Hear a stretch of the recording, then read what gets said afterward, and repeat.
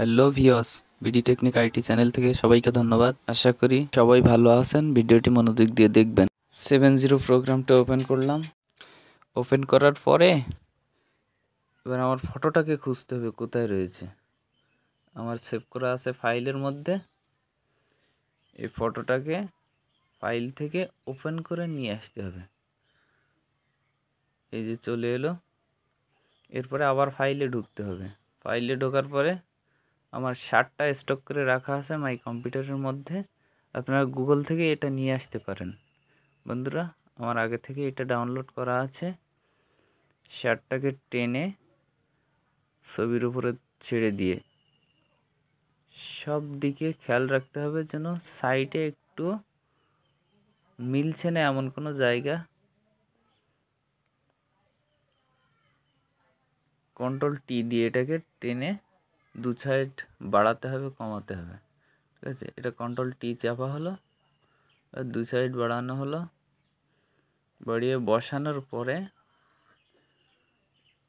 Eraser টুল দিয়ে চারি side সুন্দর করে কাটতে হবে। তারপরে সাইড বাড়াতে হবে কন্ট্রোল এম চেপে। বাড়ানোর পরে এই ইরেজার টুল দিয়ে সুন্দর করে সাইডটা সুন্দর করে কেটে কেটে এটা মিলিয়ে দিতে হবে সুন্দর করে। হ্যাঁ, এই সাইড মিলে গেছে। এই সাইডটাকেও মিলিয়ে দিলাম। দেখতে হবে, সব দিকে খেয়াল রাখবেন যেন কোথাও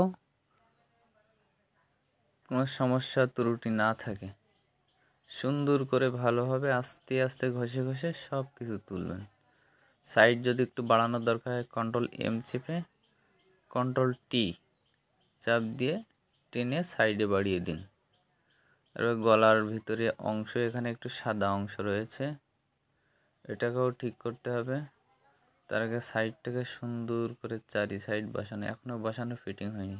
দেখেন বা সাইড ডান সাইড এই গলার উপরটাকে সুন্দর করে আস্তে আস্তে এটাকে বসিয়ে ফিটিং হয়ে গেলে বাস ছেড়ে দিতে হবে গলার নিচে এখানে।